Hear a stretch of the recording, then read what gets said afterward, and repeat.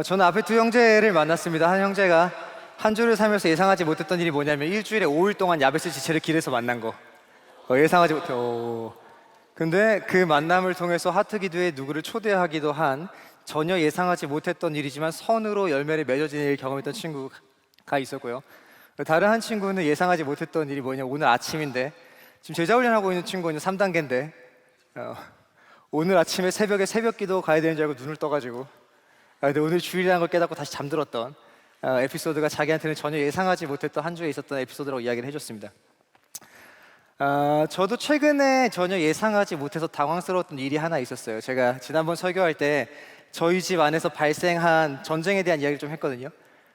제 아들과 제 전쟁이 시작이 됐죠. 이제 280일 정도 된 아들과 저희 전쟁이 시작이 됐는데 그 전쟁은 냄새를 차지하기 위한 전쟁이었죠.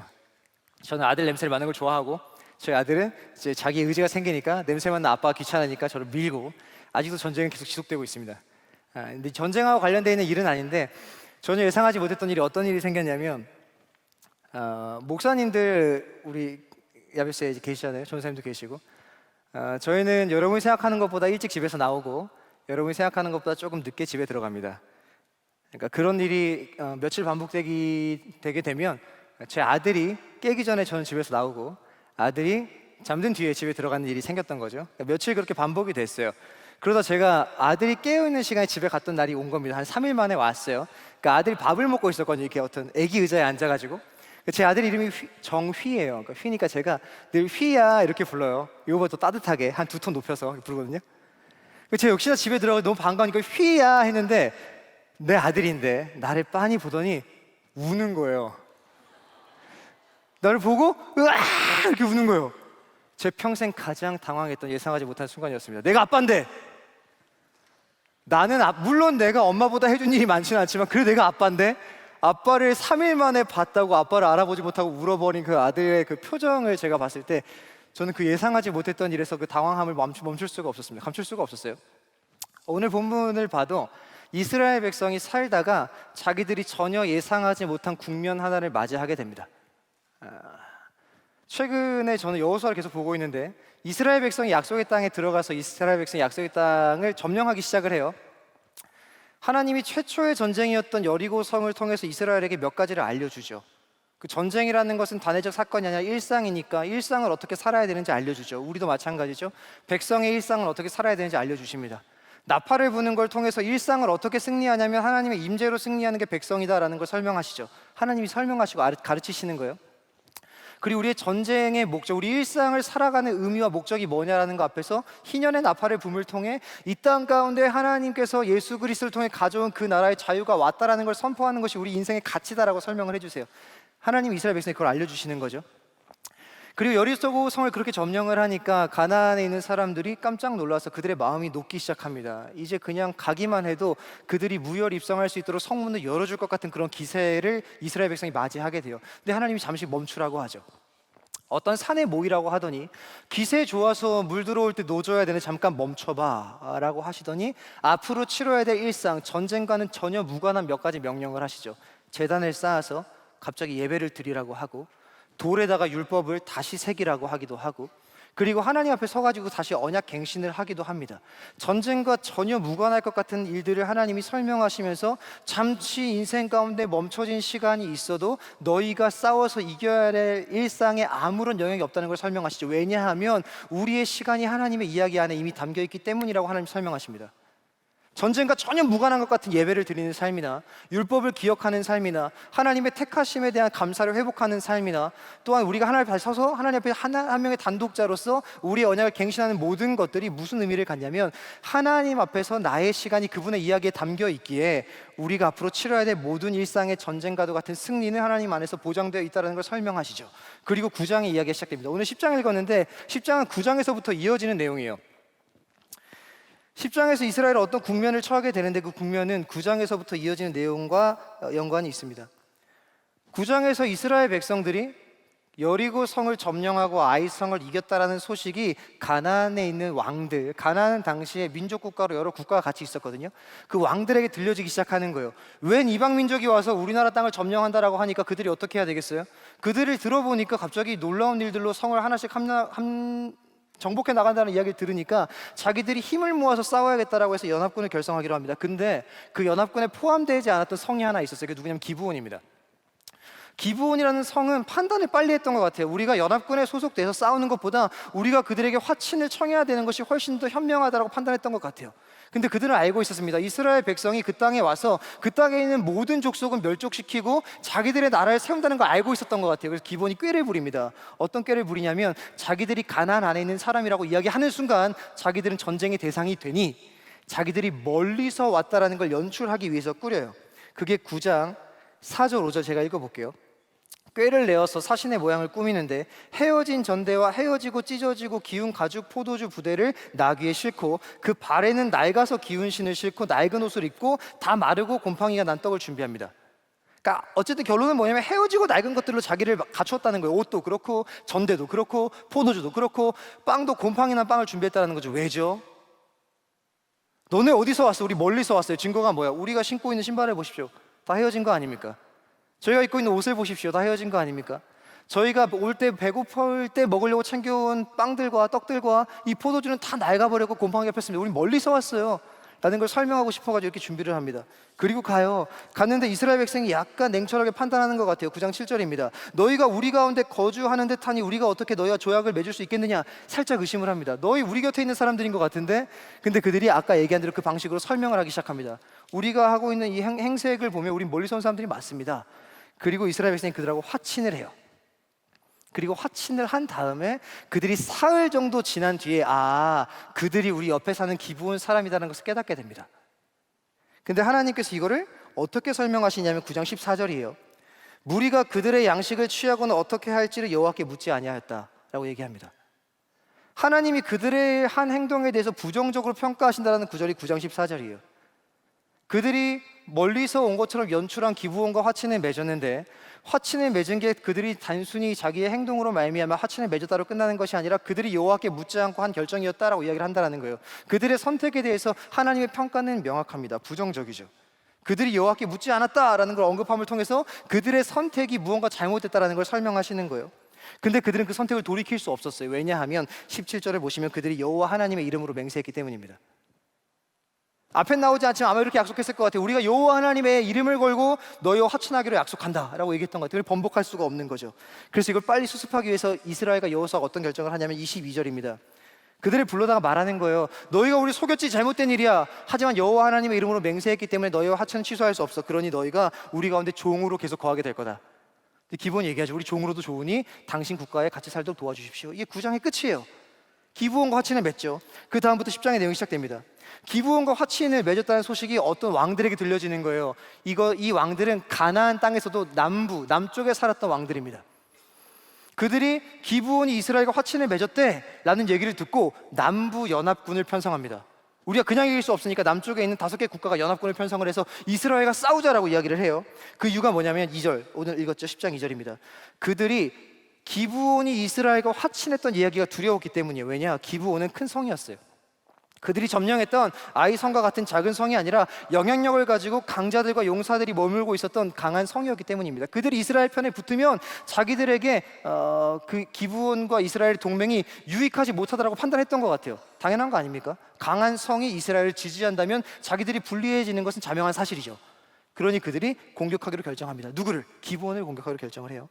기브온을 쳐들어오려고 하니까 5절 보시면 기브온과 대진하여 싸우는 것을 겪은 기브온이 이제 빠르게 자기들과 화친했던 이스라엘과 여호수아에게 도움을 청합니다. 보내서 우리를 좀 와서 도와주십시오. 그리고 여호수아와 이스라엘이 도와주기로 결정을 해서 도와주러 가요.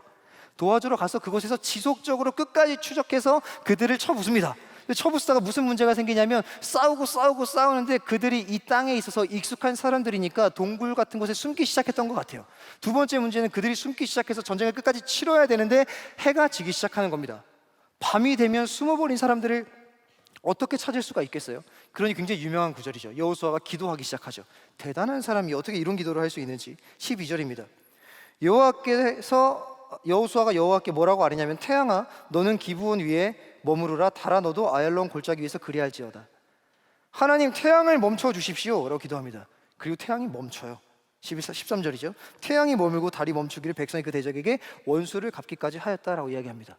그리고 그날의 사건을 14절에서 이렇게 정리하죠. 여호와께서 사람의 목소리를 들으신 이 같은 날이 전에도 없고 후에도 없었다 라고 하면서 이스라엘이 기브온을 위하여 싸운 전쟁을 어떻게 승리하였느냐라는 이야기로 오늘 본문이 마무리됩니다. 저희는 이 본문을 보면서 너무 쉽게 마무리할지도 모르겠어요. 하나님이 싸우면 전혀 예상하지 못한 일 속에서도 선함이 생길 수 있구나, 선한 열매를 맺을 수 있구나, 이렇게 적용하는 건 쉬운 일입니다. 하나님이 우리 대신해서 싸우면, 여러분 많이 들어봤던 얘기일 거예요. 우리의 인생의 위기가 선한 결과로 바뀌어질 수 있겠구나. 하나님이 우리와 함께 하시니 우리 삶에 전혀 예상하지 못했던 위기라는 순간조차도 선한 결과를 맺을 수 있겠구나. 우린 결과를 아니까 그래요. 성경을 보니까 이 결과가 선한 결과, 이 이야기가 선한 결과로 이어지는구나 라는 걸 저희 결론을 알고 보니 너무 쉽게 생각하는데, 이렇게 질문해 보는 거예요. 당시 이스라엘 백성에게 진짜 이 상황이 그렇게 받아들여졌을까요? 자기들이 한 어떤 실수의 선택으로 말미암아 발생해버린 사건으로 자기들이 치르지 않았어도 되는, 싸우지 않았어도 되는 방식으로 전쟁을 치르게 됐던 그 순간이 이건 하나님이 우리 삶에 예상하지 못한 놀라운 일을 펼치시는 순간이 될 거라고 생각을 했을까요? 아니요, 저는 그렇게 생각하지 않습니다. 이스라엘 백성에게 이 사건은 전혀 예상하지 못했던 일이겠죠. 저희는 결과를 알죠. 전혀 예상하지 못한 일이 하나님을 만나면 선으로 바뀐다는 결과를 알지만 이스라엘 백성이 적어도 그렇지 않았을 거예요. 그들에게 그냥 이 순간은 당혹스러운 순간일 뿐입니다. 조금 실수해서 기브온과 동맹했을 뿐인데 그게 이렇게 큰 대적과 싸워야 되는 상황으로 이어질 거라고는 생각도 못했을 거예요. 그들에게 전혀 예상하지 못한 일이 펼쳐지기 시작하는 거죠. 이스라엘 백성은 하나님 안에 삽니다. 저희가 먼저 정해야 될 게 이거예요. 하나님 나라 안에 살아요. 하나님 나라 안에 산다라는 건 늘 그들의 인생이 예상하는 일들만 펼쳐진다는 것을 보장하는 건 아닙니다. 우리도 하나님 나라 안에 살아요. 우리도 마찬가지죠. 예수 안에서 복음을 누리죠. 수련의 주제에 이어서 테이크아웃하는 삶을 살죠. 복음을 위한 삶을 살아요. 그 나라의 가치를 실현하는 일을 삽니다. 그 나라의 복음을 간직하는 삶을 살아요. 하나님 나라 안에 우리도 삽니다. 완성되지 않았지만 하나님이 예수를 통해 이 땅 가운데 가져오신 나라를 우리도 딛고 살고 있어요. 우리가 하나님 나라 안에 산다라는 거, 우리 인생이 늘 예상하는 일들만 펼쳐진다는 것을 보장하는 삶은 아닙니다. 여러분 충분히 경험하고 계시잖아요. 예수 믿는다고 해서, 하나님 나라를 누린다고 해서, 하나님 나라를 딛고 살고 있는 인생이라고 해서 우리의 인생이 늘 예상하는 일들만 펼쳐지는 건 아니에요. 이스라엘도 마찬가지죠. 하나님 나라 안에 삽니다. 그런데 그들의 인생 가운데 여전히 예상하지 못한 일들은 펼쳐지는 거예요. 우리도 마찬가지죠. 하나님 나라에 살지만 우리도 하나님 나라 안에 살다 보면 더더욱 예상하지 못하는 일들을 경험하기도 합니다.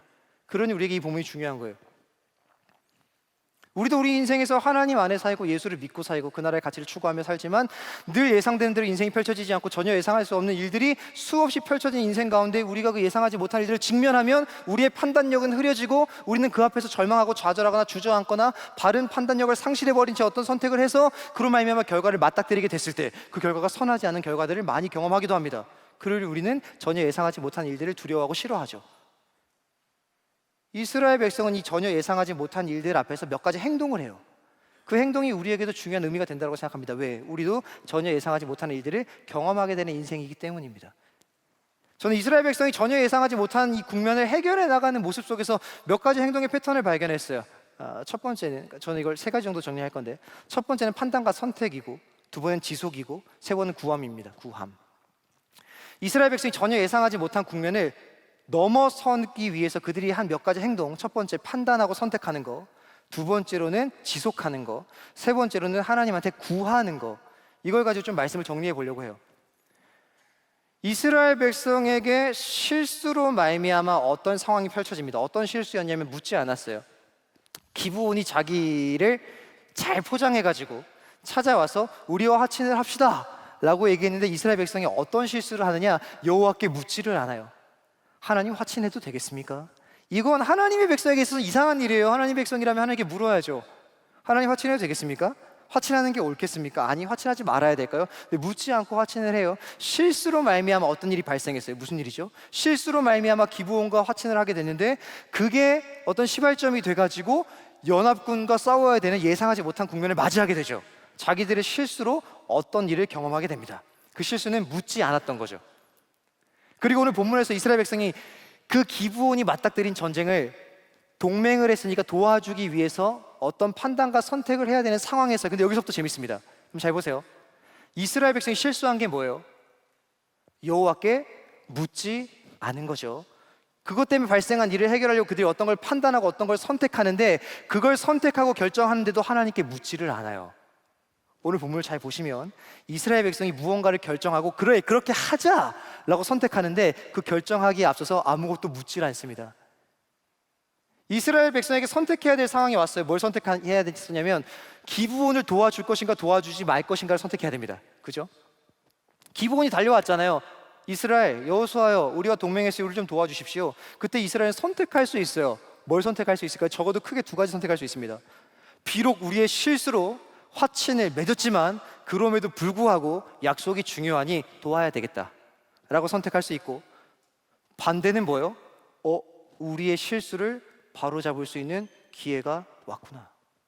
우리가 실수로 화친했는데 안 도와주면 그대로 연합군에게 기브온을 멸망할 테니 우리의 실수의 흔적이 그대로 사라질 수 있겠구나라고 하고 화친에 대해서 성실히 이행하지 않은 채 도와주지 않을 선택을 할 수가 있어요. 이스라엘 백성 선택을 하죠. 뭘 선택해요? 도와주기로 선택합니다. 근데 여기서 이상하다는 거예요. 도와주기로 선택을 하는데 묻지 않았다고요. 하나님께 묻지 않아서 시작된 일인데 그 다음 선택을 하는데도 묻지를 않아요. 근데 재밌는 게 뭔지 아십니까? 묻지 않고 선택한 일인데 그게 선한 결과를 만듭니다. 의아해 하셔야 돼요. 묻지 않고 선택한 일인데 그 결과가 선해. 어떻게 할 수 있어요? 전쟁을 치러 도와주기로 결정을 하고 전쟁을 치렀는데 결과가 어때요? 이겨요. 게다가 묻지 않았는데 하나님이 약속도 해줘요. 그들을 두려워하지 말래요. 묻지 않고 선택하고 결정하고 판단하고 그 일을 행했는데 기도했더니 하나님이 태양이 멈출 수 있는 기적을 줘요. 이상하지 않습니까? 묻지 않고 시작된 일 때문에 발생한 일인데 묻지 않고 선택했더니 선한 결과 열매가 맺혀진다는 거죠. 우리 여기서 중요한, 전혀 예상하지 못한 순간에 우리가 기억하고 깨달아야 될 아주 중요한 어떤 신앙의 원리 하나를 발견할 수가 있습니다. 우리는 가끔 신앙이라는 걸 착각하는 경우가 있어요. 우리는 신앙을 묻는 거라고 생각합니다. 하나님께 묻는 거 맞죠? 물론 맞습니다. 근데 여러분, 신앙을 하나님께 묻는 것이 결론이자 마무리라고 생각하는 건 오해입니다. 신앙은 묻는 게 아니에요. 잘 들어보십시오. 신앙은 사는 거예요. 살아내는 겁니다. 신앙은 어떤 순간 하나님께 늘 물어보는 걸 얘기하는 게 아니고 단순히 기도하는 걸 신앙이라 얘기하는 게 아니고, 신앙은 일상에서 여러분이 사는 거예요. 모르면 묻고 답을 얻어 사는 거고, 알면 아는 것을 가지고 고뇌해서 사는 겁니다. 이게 신앙이에요. 신앙이 뭐라고요? 사는 거예요. 근데 우리는 신앙을 묻는 거로 생각하는 경우가 많더라고요. 신앙이 좋으면 늘 물어야지. 아니요, 신앙이 좋아도 안 물을 수 있어요. 신앙이 좋으면 좋을수록 안 묻는 경우가 생길 수도 있더라고요. 이미 하나님이 우리 가운데 선명하게 보여주신 하나님의 뜻이 있다면 그 뜻을 이미 알고 있기에 그 뜻을 가지고 내가 내 안에서 고뇌하고 어떻게 실현할 수 있을지 고민하고 그걸 가지고 선택하고 판단해서 해낼 수 있더라고요. 신앙은 묻는 게 아니라 사는 겁니다. 모르면 묻고 사는 거고, 알면 고뇌하고 살아내는 거예요. 신앙은 사는 겁니다. 이스라엘 백성을 통해서 보여준 그거예요. 전혀 예상할 수 없는 순간 앞에 이스라엘이 뭘 하냐면 신앙을 살아내는 걸 합니다. 이스라엘이 왜 그걸 선택했는지 아십니까? 안 도와주면 자기들의 실수를 덮을 수가 있어요. 근데 돕기로 결정을 하거든요. 저라면 안 도와줬을 수도 있겠다는 생각을 해요. 왜? 자기들의 실수 때문에 생겨난 일이니까, 자기들의 오명을, 하나님 앞에서의 잘못을 덮을 수 있는 기회 아닙니까? 안 도와주면 기본은 사라질 거예요. 자기들의 오점을 가릴 수 있는 거죠. 근데 그들은 돕기로 결정을 해요. 왜요? 그들이 그렇게 판단할 수 없었던 이유가 뭡니까? 그들의 판단 기준에 대한 가치가 있었기 때문이에요. 그들이 이렇게 판단했던 이유는 딱 두 가지입니다. 첫 번째, 하나님의 백성으로서 약속한 일을 지키지 않을 수가 없었던 거예요. 첫 번째 그겁니다. 여호와 이름으로 맹세했다. 하나님 이름 걸고 내가 맹세했으니까 지키. 이게 아니고, 여호와 이름으로 맹세했다는 건 뭐냐면 하나님의 백성으로서 약속한 거예요. 하나님의 백성으로서 언약한 일을 이행하지 않을 수 없었던 거예요. 두 번째, 그리고 연약한 자를 도와야 된다는 하나님 나라의 가치를 알고 있었던 거죠. 자기들이 원래 약자였거든요. 어디서? 이집트에서. 하나님이 약자들을 돌보신다는 걸 자기를 알고 있던 거예요. 이 두 가지의 가치가 만나는 거죠. 묻지 않아도 아는 거예요. 이스라엘 백성은. 하나님께, 하나님 약자는 도와야 됩니까? 이거 왜 물어봅니까? 도와야 되는 거지. 하나님, 우리가 백성으로서 하나님께 언약하고 사람에게 약속한 거 지켜야 됩니까? 이거 왜 물어봅니까? 지켜야 되는 게 당연한 거지. 이스라엘 백성은 알았던 거예요. 뭘요? 우리가 무엇을 가지고 판단하고 결정해야 되는지 우리 안에 이미 가치가 있다는 걸 알았던 거예요. 그걸 가지고 뭐 한 거예요? 그걸 가지고 물은 게 아니고 그걸 이미 알고 있는 하나님의 뜻을 가지고 고뇌하고 고민해서 판단하고 선택했을 뿐인 겁니다. 하나님 보여주는 거죠. 전혀 예상하지 못한 순간 우린 뭘 해야 되느냐? 물어야겠죠. 묻는 것보다 묻고 선택하고 행동하는 거와 더불어 그만큼이나 중요한 건 뭐냐면, 이미 우리 가운데 선명하게 밝혀진 뜻을 우리가 고뇌하고 그것을 행동하기 위한 노력이 필요하다는 걸 하나님이 성경을 통해 보여주는 겁니다. 이스라엘 백성은 묻지 않아요. 묻지 않았는데 선한 결과가 그들 가운데 열려집니다. 사랑하는 야베스 여러분, 우리가 전혀 예상하지 못한 순간에 섰을 때 우리가 해야 될 일은 명확합니다. 우리가 해야 될 일은 무엇이냐면 우리에게 이미 주어진 하나님의 뜻들을 헤아리는 거예요. 진짜 무엇을 해야 되는지 모르겠어요. 그럼 물으셔야죠. 근데 여러분 꼭 기억하십시오. 생각보다 우리는 하나님의 뜻에 대해서 많이 알고 있습니다. 하나님 우리가 어떻게 살아야 되는지 꽤 많은 것들을 알려주셨어요. 어쩌면 이미 우리가 어떻게 살아야 될지 꽤 많은 것들을 알고 있는데 하나님께 묻는다라면 아마도 이런 것들 때문에 묻는 가능성이 많습니다. 해야 되는 걸 아는데 하기 싫어서, 당연히 우리에게 그걸 요구하시는데 그걸 하기 싫으니까 하나님 지금 나의 감정 가운데 나의 마음 가운데 찾아오사 내가 하기 싫은 이 일을 하도록 만드시려면 당신이 나를 어떻게든 설득하셔서 나를 하도록 만드십시오 라고 말하고 싶어서 묻고 있는 걸지도 모릅니다. 생각보다 우린 많이 이렇게 구해요. 하나님 해야 합니까? 진짜 궁금해서 묻는 게 아니라 해야 되는 걸 나도 알아요. 하기 싫은 거예요. A인지 B인지 중에서 뭐가 맞는지 우리가 분명히 아는데 그걸 선택하기 싫은 거예요.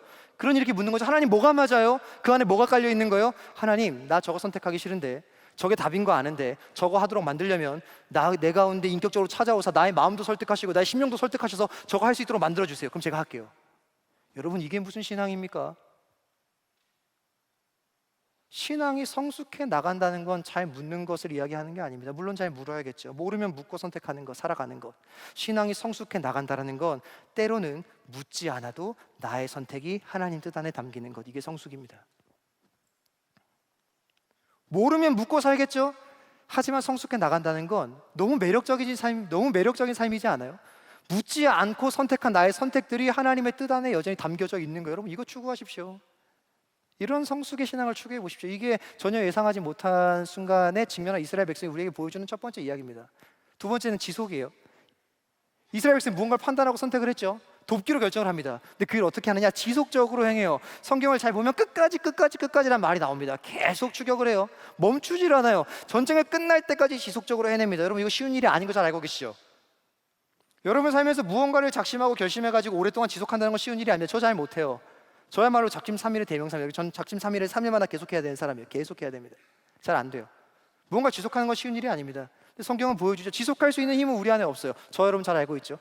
이스라엘 백성이 이 전쟁이라는 것을 자기들이 언약한 것을 지키기 위해서, 약자들을 돕기 위해서, 자기들의 약속을 이행하기 위한 그것을 지속할 수 있었던 힘은 자기들 안에 있지 않아요. 어디 있느냐? 8절에 있어요. 이게 하나님 알려주는 거죠. 묻지 않고 선택했는데, 묻지 않고 판단하고 결정했는데 하나님이 뿅 나타나서 이렇게 말해요. 8절에 그때 여호와께서 여호수아에게 이르시되 그들을 두려워하지 말라. 내가 그들을 내 손에 넘겨주었으니. 하나님이 약속하시거든요. 여러분 우리 삶에서 우리가 하나님의 백성으로서 무언가를 결정하고 그 일을 실행하려고 해요. 그걸 하려고 하는데 그걸 지속하는 건 쉬운 일이 아니죠. 지속할 수 있는 힘은 저와 여러분의 결단이나 의지에 있는 게 아닙니다. 저희가 지속할 수 있는 근거는 뭐냐면 그 일을 해도 괜찮다라고, 그 일 가운데 함께 하겠다라고, 그 일 가운데 그 모든 여정 가운데 내가 우리의 인생을 붙들고 있겠노라고 약속하신 하나님의 약속이 힘입니다. 이스라엘에서 그걸 깨닫는 거예요. 어떻게 끝까지 추격합니까? 이쯤 되면 됐다라고 말할 수 있는 거 아니에요. 왜요? 자기들의 전쟁이 아니잖아요. 지금 연합군하고 싸우는 게 이스라엘의 전쟁입니까? 자기들의 전쟁이 아니에요. 누구의 전쟁이에요? 기브온의 전쟁이잖아요. 어느 정도 싸워주고 체면 차리면 되는 거 아닙니까? 어느 정도 치른 다음에 기브온한테 가서 야 우리가 너네 성 근처에 쫓아내줬으니까 이 정도면 족하지? 라고 말할 수 있는 거 아니에요? 근데 그들은 왜 자기 전쟁도 아닌데 끝까지 합니까? 자기에게 유익되는 것이 전혀 아닌데 하나님의 가치라는 것을 위하여서 어떻게 끝까지 추격해서 싸울 수가 있냐라고요. 어떻게 삶에서 우리의 결단 지속될 수 있는 겁니까? 우리 의지로 안 되잖아요. 결단으로 안 되잖아요. 하나님의 약속을 붙드는 걸로 가능하다는 걸 보여주는 거예요. 하나님의 백성이 하나님의 가치를 가지고 선택한 일을 지속할 수 있는 힘은 우리 안에 있는 것이 아니라 나의 약속을 끝까지 붙드는 것에 있다라는 걸 알려주는 거죠. 전혀 예상하지 못하는 순간을 직면했을 때 이거 기억해야 됩니다. 전혀 예상하지 못한 순간에 여러분이 무엇을 판단해야 될지 모른다면 묻고 판단해야 될 것이고, 이미 드러난 하나님의 뜻이 있다면 그걸 가지고 고뇌하고 판단해서 결정할 텐데, 그것을 결정했다고 해서 지속하는 게 어려운 그 순간에 이걸 어떻게 지속해 나갈 수 있지라는 물음이 생기는 그때에 그 지속의 힘은 우리 안에 없다라는 걸 인정해야 되는 거죠. 그 지속의 힘은 하나님의 약속에 있는 거죠. 그럼 우리가 여러분이 백성다운 삶을 지속할 수 있는 근거는 하나님의 약속에 여러분의 인생을 지속적으로 노출시키는 것밖에 없습니다. 우리의 일상에서의 결단의 지속은 하나님 앞에 우리의 인생을 지속적으로 노출하는 것으로부터 출발한다는 거예요. 꼭 기억하십시오. 여러분의 신앙의 지속은 하나님 앞에서의 여러분의 지속적인 노출로부터 시작하는 것을 꼭 기억해서 전혀 예상하지 못한 순간에 여러분은 하나님 약속 앞에 지속적으로 여러분을 노출시켜야 되겠죠. 하나님 약속 앞에 서셔야 되겠죠. 설 때마다 여러분은 오늘 하루, 내일 하루, 그게 작심 3일이건 작심 3일이 몇 번이가 반복되건 상관없이 여러분이 지속하고자 하는 힘과 용기를 거기서 얻을 수 있는 거죠. 이 얘기하고 싶으셨던 것 같아요. 하나님은 지속하죠. 지속을 하다 보니 세 번째 문제가 생기죠. 지속을 하는데 그 사람들이 그 지역에서 가장 잘 알고 있는, 그 지역에 대해 가장 잘 알고 있는 그 지역 사람들이니까 숨을 곳을 잘 알았던 것 같아요. 그러니 한 번의 척결이 끝까지 추격해서 끝내는 것이 안 되는 거죠. 게다가 두 번째 문제가 뭐예요? 해가 지는 거죠. 성경에서 몇 안 되는 놀라운 기적, 엄청난 기적이 많지만 우리가 특별히 주목하는 몇 가지 안 되는 기적 중에 하나가 여기서 발생하죠. 추격해야 되는데 해가 지니까 여호수아가 하나님께 얘기하죠. 하나님, 태양을 멈춰 주십시오. 태양이 멈춰요. 기적이라는 걸 여기서 봅니다. 이걸 제가 아까 하나님께 구함이라고 했죠. 뭐 우리가 다른 말로 하면 기도, 뭐 간구 이런 걸로 될 수 있을 거예요. 이스라엘 백성이 또 세 번째 행동, 하나님께 구하는 거죠. 태양을 멈춰달라고. 여기서 우리가 기적이라는 걸 좀 잘 정의해야 됩니다. 우리가 이 기적이라는 거 오해하게 되면 이렇게 되는 거예요. 하나님께 구하면 무조건 들어주는구나. 그렇지 않아요. 하나님, 태양을 멈춰 주십시오. 하나님, 태양 안 멈추실 수도 있습니다. 내 인생 이걸 해결해 주십시오. 안 들어주실 수도 있어요. 기적이라는 거 늘 구한다고 발생할 수 있는 건 아닙니다. 이게 보편적인 적용이에요. 기적을 이해할 때 그렇게 이해하셔야 돼요.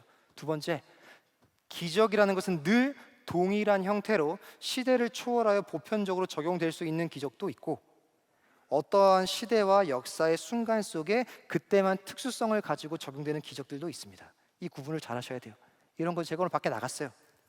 노을이 너무 예뻐요. 하나님, 이 순간을 기억해야 되니 8시간 정도 저 자리에 태양을 멈춰 주십시오. 한번 들으실까요? 여러분 그렇게 믿음이 없습니까? 저에 대한? 한번 들으실까요? 안 들으실 거예요. 그 태양을 지금 멈추는 게 저한테 하나님 백성으로서 무슨 의미가 있습니까? 기적이라는 건 늘 똑같은 형태로 모든 시대에 적용되는 건 아닙니다. 어떤 기적은 특수한 시대 속에, 특수한 상황 속에, 하나님의 기적은 늘 그들이 백성다운 백성됨을 지킬 수 있을 순간에 열리는 거거든요. 그 순간에 그 기적이 필요했던 거죠. 기적을 이렇게 접근하셔야 됩니다. 우리가 이 기적을 잘 정리한 후에 구하면 하나님이 놀라운 일로 일하시는구나 라고 바로 이퀄 해가지고 생각하는 것은 단편적인 기적에 대한 이해, 구함에 대한 이해일 수 있어요. 물론 하나님 구하면 들으시죠. 하지만 구하는 것을 들으신다라는 것을 잘 정리할 필요가 있습니다. 하나님은 우리가 구할 때 기도라는 것에 힘이 있어서 우리의 구함을 들으시는 것이 아닙니다. 기도라는 어떤 행동의 능력이 있어서, 기도라는 행동 자체가 매개체나 통로될 수 있지만 기도라는 행위 자체에 힘이 있어서 들으시는 게 아니다라는 거예요. 우리가 그렇게 착각하면 우리가 하나님과의 거래적 관계에 서게 됩니다. 하나님, 제가 기도합니다. 하나님 일하십시오. 하나님, 태양을 멈춰 주십시오. 태양은 멈춘다. 이렇게 되면 하나님을 오해하는 거죠. 이 본문이 알려주는 건 뭐예요? 여러분, 하나님이 여호수아가, 이스라엘과 같이 모여가지고 하나님, 태양을 멈춰 주십시오 라고 구하면 태양을 멈춰 주셔야 합니까? 제가 하나님이 좀 이상한데, 여러분과 제가 같이 하나님이면 저는 안 들어줄 것 같기도 해요. 왜? 괘씸하잖아요, 이스라엘이. 그렇지 않아요? 자기들 지금 이 국면에 왜 처한 겁니까? 하나님 나라 백성임에도 불구하고 나한테 안 물어봐가지고, 하나님께 안 물어봐가지고 이 상황에 처한 거 아니에요? 근데 그들이 이제 와가지고 전쟁의 승리를 조금 맛보게 해줬더니 이제는 이 무슨 하나님께 무슨 도둑심보도 아니고 와가지고 하나님, 이제는 태양을 멈춰서 우리가 끝까지 싸울 수 있도록 도와주십시오. 이 간구를 왜 들어줘야 돼요? 간구에 힘이 있다면 하나님 무조건 들어줘야 되죠. 근데 우린 잘 안 믿어. 하나님 들어주실 의무가 있어요? 없어요? 없어요. 들어주실 의무가 없는데 하나님 왜 들으시는가? 여기에 간구에 대한 중요한 개념이 있는 거죠. 우리는 하나님께 신실하지 않아요. 근데 하나님은 늘 우리에게 신실하십니다. 그것 때문에 그래요. 이스라엘 백성 하나님께 늘 신실하지 않아요. 물을 때도 있지만 묻지 않을 때도 많아요. 근데 하나님은 묻거나 묻지 않거나 하나님 백성에게 신실하세요. 그들이 백성으로서 백성됨을 이루어가는 일에 필요한 일이라면 하나님은 신실하십니다. 우리는 하나님을 사랑하지 않아요. 아니, 사랑하죠. 근데 다른 것들 때문에 감춰서 사랑이 감춰지는 경우들도 있어요. 근데 하나님은 늘 한결같이 사랑하십니다. 우린 신실하지 않은데 하나님은 신실하고, 우린 사랑하지 않을 때가 많은데 하나님 우리 사랑하시는 거예요. 기도라는 것, 간구라는 것, 구함이라는 것에 깔려야 되는 우리의 고백은 이겁니다. 하나님은 구해서 듣는 게 아니에요. 구하기 때문에 무조건 듣는 것이 아닙니다. 하나님이 우리를 백성 삼으사 그 언약에 있어서 신실하시고 우리를 사랑하시기 때문에 우리의 구함이라는 통로를 통해 들어주시는 거예요. 여러분, 이게 정리가 되지 않으면 기도는 우상이 될 겁니다. 여러분의 기도는 우상이 될 거예요. 그거 알려주시는 거죠. 구하는데 들어주지 않아도 되는데 하나님이 들으세요. 왜 하나님 들으세요? 안 들으셔도 되는데. 이런 질문 우리가 해보는 거죠. 우리는 하나님께 신실하지 않은데 하나님 왜 우리에게 신실하세요? 우리는 늘 하나님을 사랑하는 존재가 아닌데 하나님 왜 우리를 늘 사랑하세요? 하나님은 그냥 그런 존재로서 우리가 관계를 맺기로 결정하셨기 때문이에요. 이게 하나님이 우리의 구함에 응답하시는 이유입니다. 이스라엘 백성은 전혀 예상하지 못한 일에 몇 가지 행동을 해요. 세 가지 행동을 하죠. 첫 번째, 모르면 묻고 결정하시고, 두 번째, 이미 알고 있는 뜻이 있다라면 그 뜻을 내가 해야 되는데 하기 싫은 부담감 때문에 하나님 나 좀 설득해 주십시오 라고 구하는 게 아니라, 알고 있으면 알고 있는 뜻이 내 삶에 어떻게 적용될지 고뇌하세요. 고민하셔야죠. 하나님 알려주세요. 뭐 해야 됩니까? 아니, 이미 알려준 게 수없이 많은데, 어떻게 해야 될지 꽤 많은데, 생각보다 여러분이 직면한 문제 앞에서 무엇을 결정하고 판단해야 될지 이미 드러난 뜻을 가지고 많이 판단할 수 있습니다. 묻지 않아도. 그럼 고뇌하시고 판단하고 선택하는 거죠. 이게 전혀 예상하지 못한 순간에 백성이 사는 방식입니다. 그 선택이 지속되기 힘들어요. 하나님, 지속이 힘들군요. 전 여기까지인가 봅니다가 아니죠. 지속의 힘은 어디 있는 거예요? 하나님의 약속에 있는 거죠. 그걸 안다면 우리는 지속적으로 우리를 하나님의 약속에 노출시키겠죠.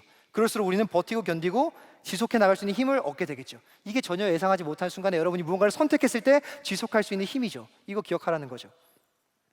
그 순간 가운데 하나님이 도움이 필요해요. 그럼 구해야 되겠죠. 근데 기억해야죠. 하나님은 늘 기적으로 일하시지 않을 수도 있어요. 그리고 역사와 시대를 초월해서 늘 똑같은 기적이 일어날 수 있는 것은 아닙니다. 근데 분명한 건 뭐예요? 기도하면 들으시죠. 근데 기도하면 들으신다라는 게 우리 안에 우상으로 자리 잡으면 안 됩니다. 기도할 때 들으시는 건 기도라는 것이 행위가 어떤 영향력을 가지기 때문이 아니라 하나님이 우리와 어떤 관계를 맺기로 결정하셨기 때문에 기도를 들으시는 거예요. 이걸 알고 구하셔야 되겠죠. 제가 말씀을 이렇게 정리한다고 가정해볼게요. 여러분, 전혀 예상하지 못하는 일에 직면하셨습니까? 그 일 앞에서 여러분 이렇게 세 가지만 하시면 됩니다. 여러분이 고뇌하시고 판단하시고 선택하십시오. 그럼 전혀 예상하지 못하는 일은 기적으로 바뀔 겁니다.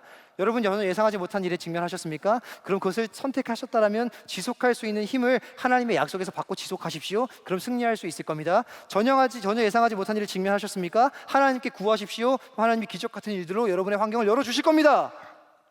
오늘 말씀 끝. 시라고 하면 여러분 손 드셔야 돼요. 저한테. 목사님 설교가 좀 이상합니다. 뭐가 이상한지 아세요, 여러분? 지금 제가 오늘 본문을 이렇게 끝낸다면 우리 안에 뭐가 남냐면 행위만 남아요. 전혀 예상하지 못한 순간에 하나님이 백성이 하는 것은 잘 판단하고 잘 선택하는 거구나. 지속적으로 힘을 내는 거구나. 하나님께 구하는 거구나. 그럼 전혀 예상하지 못하는 일은 해결될 거구나. 뭐가 남는 거예요? 행위가 남는 거예요. 여러분, 전혀 예상하지 못한 일이 여러분의 행위로 해결이 되겠습니까? 저와 여러분의 행위로 해결이 되겠어요? 이 본문에서 우리가 조금 더 고민해 봐야 될 건 뭐냐면, 그 행위 자체가 힘이 있는 게 아니고, 전혀 예상하지 못한 일 앞에 여러분이 고뇌하고 판단하고 선택하면 그 문제가 해결되는 게 아니고, 지속한다고 해결되는 게 아니고, 늘 구한다고 해결되는 게 아니라, 그것을 행동하도록 만들었던 이스라엘 백성 안에 있는 어떤 내면적 고백에 대해서 주목해 봐야 되는 거예요. 이거 하나 더 질문해 봐야 되는 겁니다. 그들 그 행동 왜 했을까요? 한번 물어볼까요? 이스라엘 백성은 무슨 배짱이 있어서 묻지도 않고 선택합니까? 묻지 않고 실패했는데 또 묻지 않아요. 무슨 배짱으로? 이스라엘 백성은 무슨 배짱으로 하나님의 약속이 신실하기 때문에 지속적으로 용기를 내면 이길 수 있다고 생각했을까요? 하나님의 약속이 내 인생에 이루어질 수 있다는 걸 무슨 배짱으로 고백했을까요? 이스라엘 백성은 무슨 배짱으로 인생 중에, 평생 중에 단 한 번도 경험하지 못할 태양을 멈추는 기적을 구했을까요? 무슨 배짱으로? 하나님 그럼 무조건 들으셔야 됩니까? 이스라엘 백성에게 뭐가 내면에 있었을까요? 전 답을 이렇게 내립니다. 이스라엘 백성이 묻지 않은 실수로 결과를 얻게 됐는데 여전히 묻지 않고 판단하고 선택할 수 있었던 이유, 이스라엘 백성이 하나님의 약속 붙들고 지속적으로 용기를 내면 이길 수 있을 거라고 생각했던 이유, 이스라엘 백성이 하나님께 구하면 태양은 멈출 것이고 우리가 이길 수 있을 거다라고 생각하면서 구할 수밖에 없었던 이유는 뭐냐면, 이스라엘은 알았던 거예요. 이스라엘은 자각이 있었습니다. 이스라엘이 뭘 아냐면, 이스라엘은 하나님을 알아요. 이게 이스라엘 백성의 모든 행동 기저에 바닥에 깔려있는 신앙의 고백입니다. 이스라엘 백성은 하나님을 압니다. 어떤 하나님을 알아요? 내가 하나님께 때로는 묻지 않아서 실패했는데, 묻지 않아서 한 번 실패한 것이 나를 하나님의 백성됨에서 끊을 수 없고, 내가 다시 고뇌하고 하나님의 백성다운 선택을 하면 하나님 나를 도우시는 분이라는 하나님을 알아요. 그러니 뭐 하는 거예요?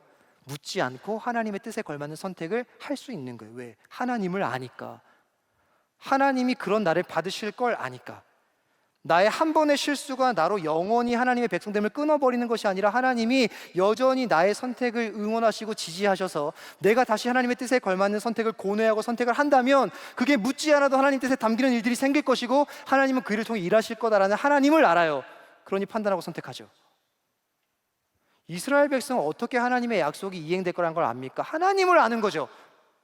하나님이 평생 이스라엘의 인생 속에서 자기의 약속을 이행해 오셨던 분이라는 하나님을 아는 겁니다. 그러니 뭐 하는 거예요? 이번에도 하나님 그 약속 이루실 거죠? 제가 지속적으로 싸우겠습니다 라고 고백할 수 있어요. 왜? 하나님을 아니까요. 이스라엘 어떻게 태양을 멈춰달라고 구합니까? 하나님을 아니까요. 어떤 하나님을 아는 거예요? 우리의 구함이 능력돼서 그분을 움직이는 거래적 관계가 아니라 그분이 우리가 그분 앞에 신실함을 잃어버렸을 때에도 그분은 우리에게 신실하시고 그분을 향한 우리의 사랑을 잃어버렸을 때도 그분은 우리를 사랑하신다라는 그 하나님을 아니까 오늘도 구할 수 있는 거죠. 여러분, 우리의 모든 행동의 기저에 깔려야 되는 가장 본질적인 그 신앙의 고백은 하나님을 아는 겁니다. 하나님은 그걸 알았던 거예요. 그걸 발견한 거죠. 와, 이스라엘 백성이 나를 알고 있구나. 이게 하나님께 어떤 감동 포인트가 됩니다. 왠지 아십니까? 하나님을 안다라는 게 무슨 뜻이냐면, 잘 들어보세요. 설교의 마지막이에요. 하나님을 안다라는 건 백성됨의 본질입니다. 다시 말씀드릴게요. 하나님을 안다라는 건 백성됨의 본질이에요. 이걸 정리하면 이렇게 됩니다. 이스라엘 백성은 하나님을 알았어요. 하나님을 내가 알고 있다는 건 뭐예요? 내가 지금 백성이다라는 출발점이에요.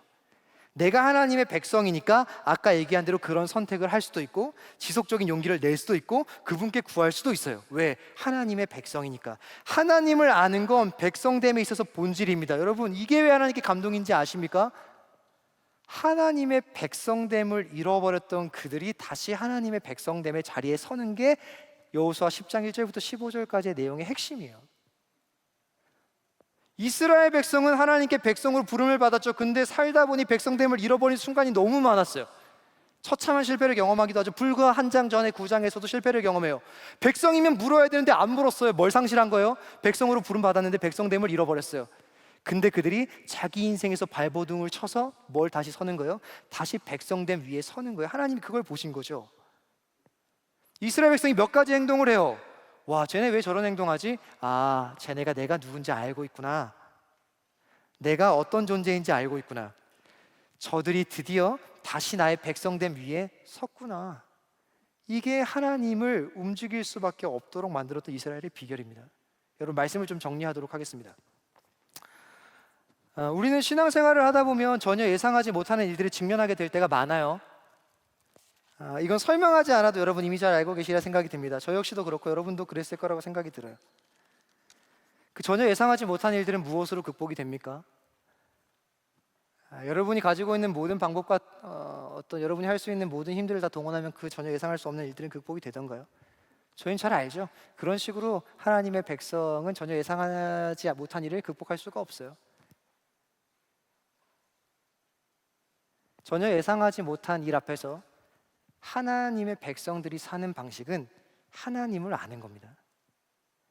이게 전혀 예상하지 못한 일을 풀어가는 하나님의 백성의 첫 번째 출발점인 거예요. 하나님 그거를 이 본문을 통해 알려주고 싶으셨던 것 같아요. 제가 아까 처음에 이런 얘기를 했었죠. 아들이 저를 보고 울었어요. 전혀 예상하지 못한 일이 제게 생겼지 않습니까? 저는 그 일을 뭐 해야 돼요? 극복해야 되겠죠. 제가 제 아들이 저를 보고 울어버렸던 전혀 예상하지 못한 일을 어떻게 극복했는지 아십니까? 시간이 좀 걸렸어요. 가능하면 빨리 퇴근했어요. 가능하면 단 한 번이라도 분유를 타서 먹였어요. 잘 못 먹이는데 이유식도 제가 먹이는 거죠. 그리고 안아줘요. 그리고 놀아줘요. 힘이 닿으면 그 아이와 샤워를 해요. 열심히 씻고 닦고. 씻을 때마다 울어요, 걔는. 그래도 열심히 씻겨요. 자장가를 불러줘요. 저는 제 아들에게 사랑한다 말해줘요. 저는 제 아들에게 찬양을 불러줍니다. 자기 전에 머리에 손을 대고 기도도 해줘요. 뭐 아들이 이렇게 키워라 이런 얘기가 아닙니다.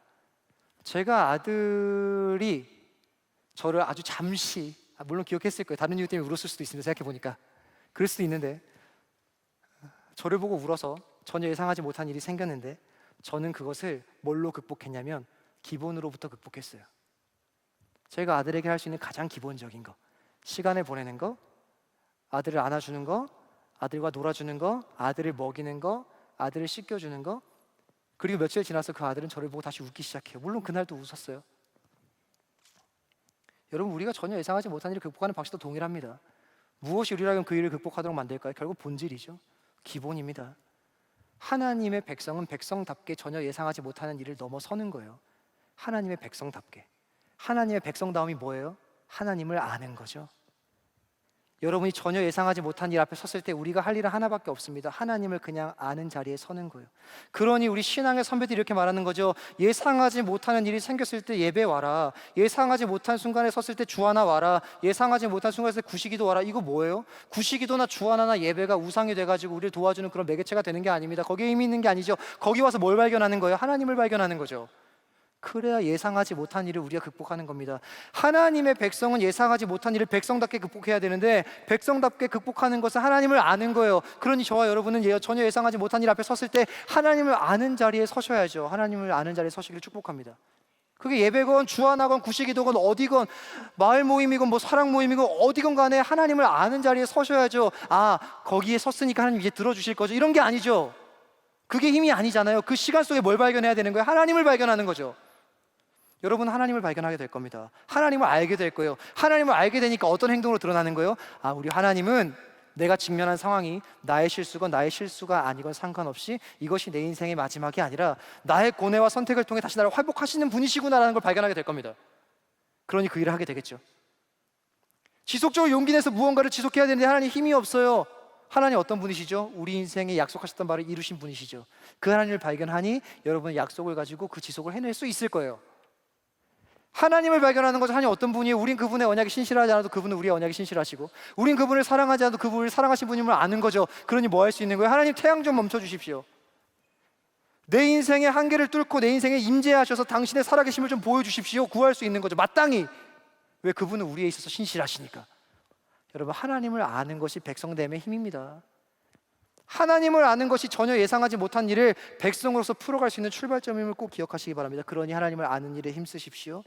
백성됨의 본질을 기억하십시오. 하나님의 백성됨을 추구하십시오. 약속을 기억하며 힘있게 견디십시오. 삶을 뚫고 찾아오시는 하나님의 임재를 사모하며 구하십시오. 백성됨의 자리를 지켜가는 것, 하나님을 아는 자리를 지키는 것, 이게 하나님의 백성이 예상할 수 없는 일상을 사는 방식입니다. 그 하나님의 백성됨을 보시고 하나님이 열어가시는 전혀 예상하지 못했던 일들이 한 번도 기대하지 못했던 일들로 바뀌어지는 일상들을 경험하시는 저와 모든 야베스치들 되시기를 간절히 소원합니다.